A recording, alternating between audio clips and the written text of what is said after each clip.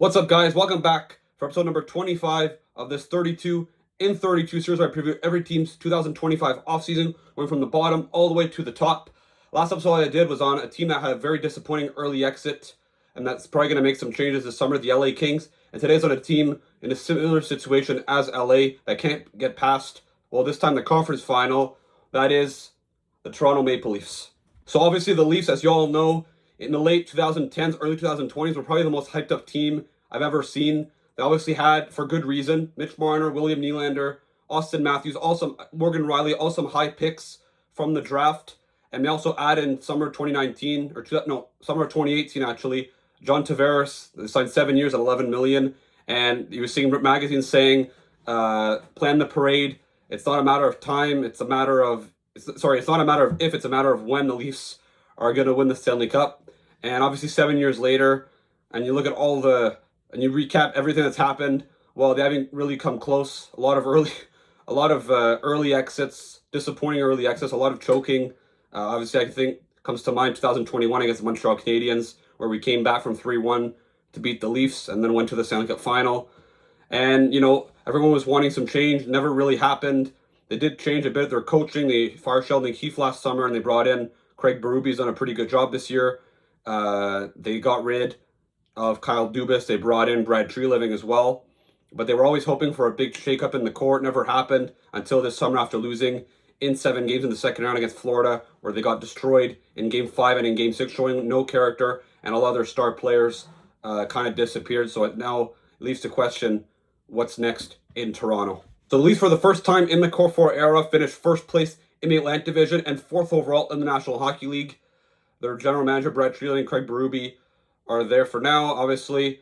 Their record, 52, 26, and 4 for 108 points. Their goals for per game, tied for 7th, 3.26. Their goals against average, big improvement, however, this year, going from middle of the pack to bottom, third of the league to 8, at 2.79. Their power play, 24.8, tied for 8th as well, no surprise there. Their penalty kill, however, was only 17, so a bit more work to improve there. Their expected goals percentage at 5-on-5, however, was under 50%.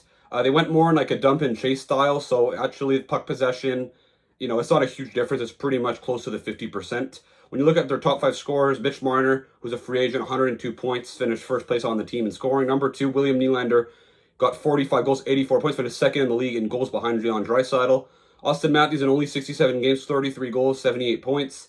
John Tavares, also a free agent, had a resurgent season, 38 goals in 75 games, including 74 points.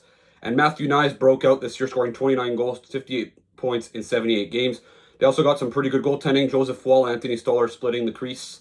Joseph Woll in 42 games, a 909 save percentage, 2.73 goals against average. And in Stolar's case, he was pretty much on Beal, 926 saves, 2.14 goals against average, 4 shutouts. So the Leafs, obviously, goaltending was not an issue this year for them. Now let's have a look at their projected lineup for the 25-26 season for their offseason moves. Obviously, it's important to note that Mitch Marner and John Tavares are free agents, so they could bring back one of them maybe.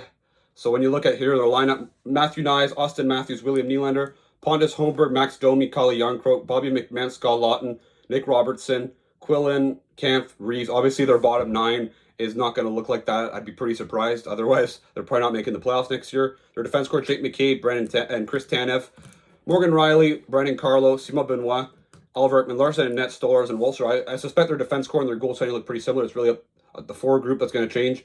They do have, however, $25 million to spend, but again, a lot of free agents. Mitch Marner, John Tavares.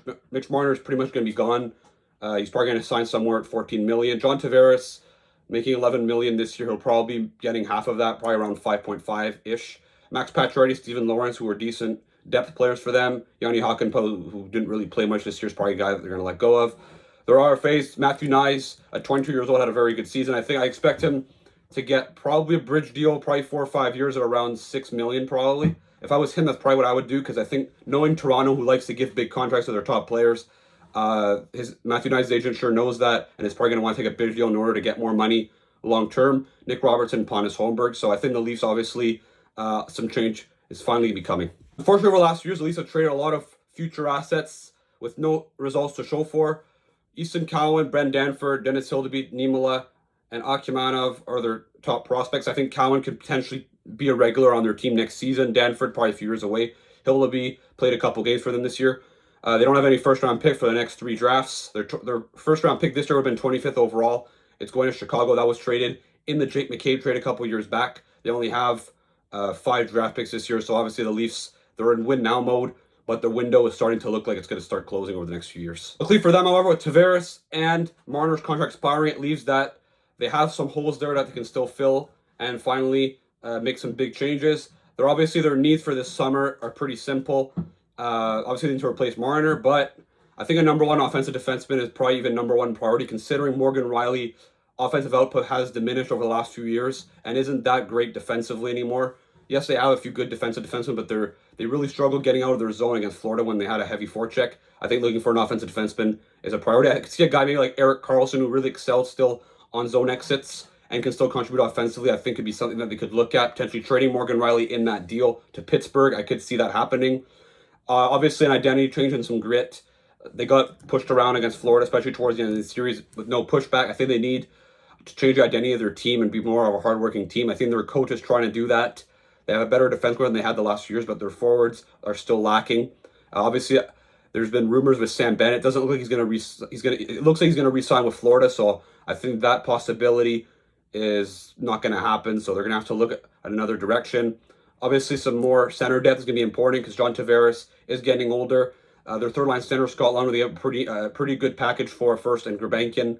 At least in the few games he played with Toronto this year, didn't look like that solution. So they're going to have to look at getting potentially a third line center, maybe a guy that can push Tavares down to the third line, considering he is getting older.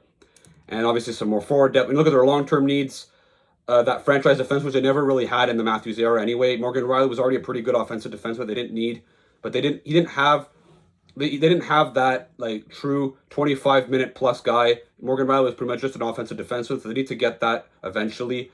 It's not saying that's gonna be very easy to do, however. And even if they go get Erik Karlsson, he is 35, so you're probably gonna have like 2 or 3 years max of him.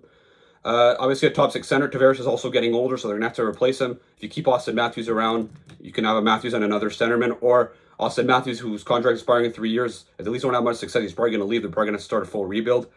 Obviously, some more use of some picks and prospects because, like I said, their core of Nylander, Marner, who's going to be gone, but Nylander, Matthews, they're still in their primes. But as soon as those guys start aging, they're going to need to get another group of players that come in. Obviously, they have Matthew Nyes.